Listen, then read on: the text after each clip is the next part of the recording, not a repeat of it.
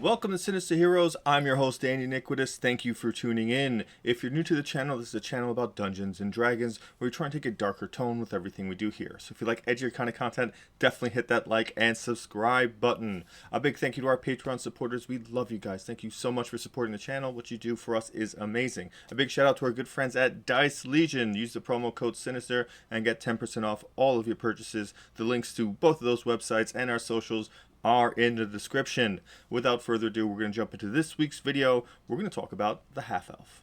The half-elf is a combination of two great fantasy tropes, the elf and the human. As elves have always usually been beautiful, fey, ethereally amazing to be around, and just like a supreme version of what a human could be. And then humans just kind of being this I like to consider them like a base, where almost anything else can mix with a human and create something else.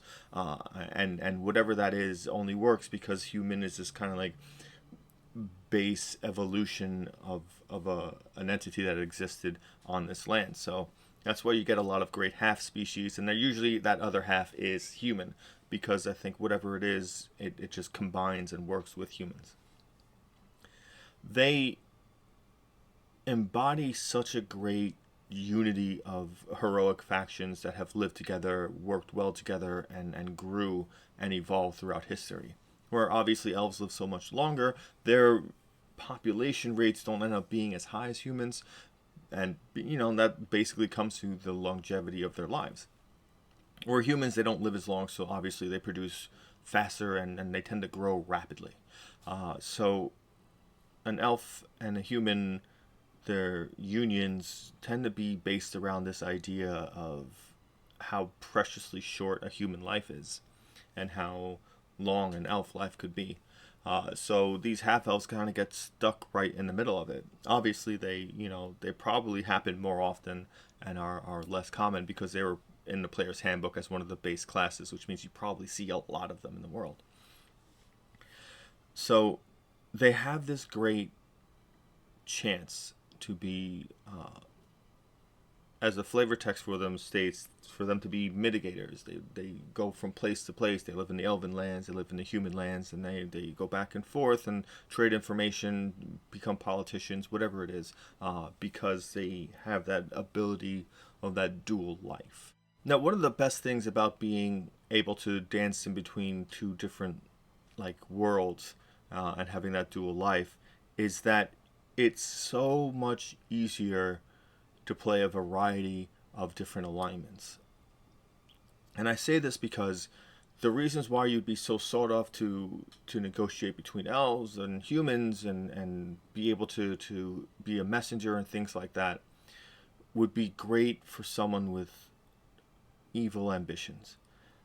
It's a great way to get close to powerful people and to get into situations where you wouldn't normally based on wherever you were born. You can be sought after for things because even if there's antagonizing relationships between them where elves see you just as a human mistake and humans see you as like an elf problem, you do have that inherent importance to you because you're still an unusual quality and you are in this wonderful place in between worlds. So you can be sought after for selling dubious information or stealing secrets and finding things out and snooping around in places because they know you're going to be needed to deliver that information or pass messages or even try to negotiate pieces and whatever.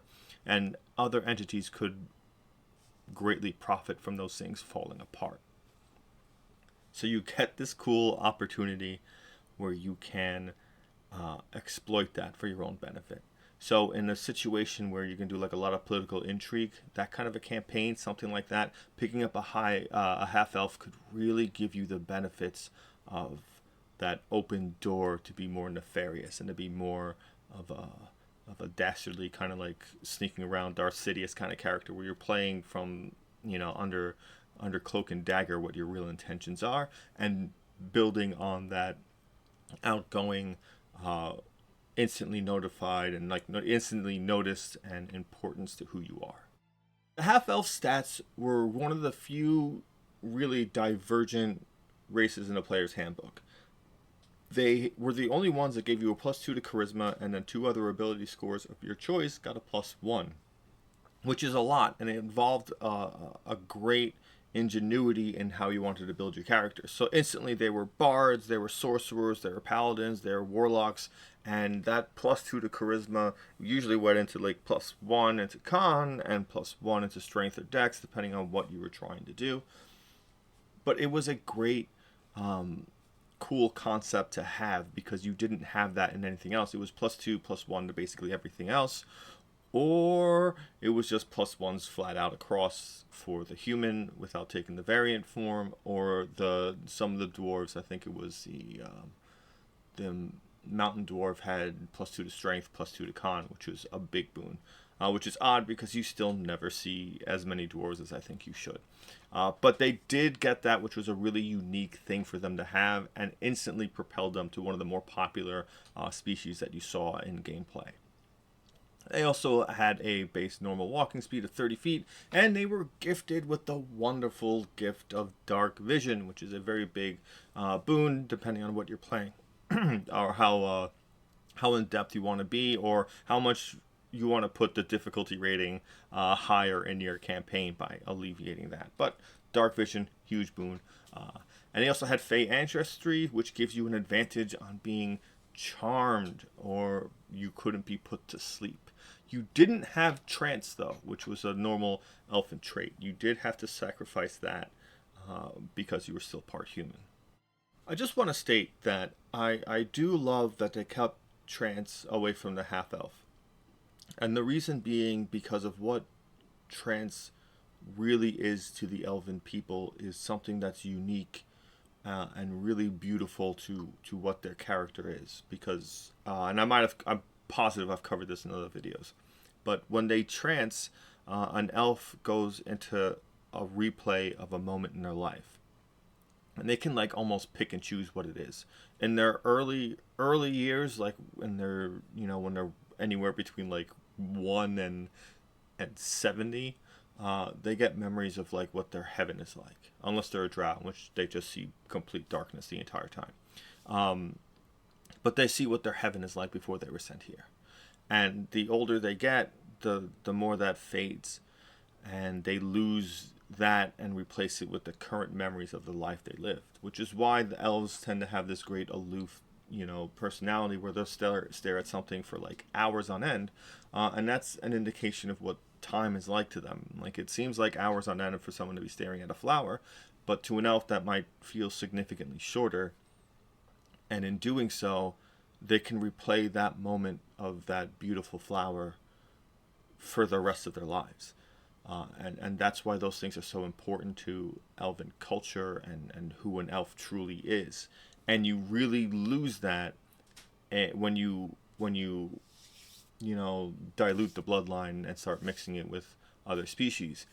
And I like that they kept that separate. I think that's a great lore thing. I think that's a great specific elven thing, and I like that they kept those two things separate.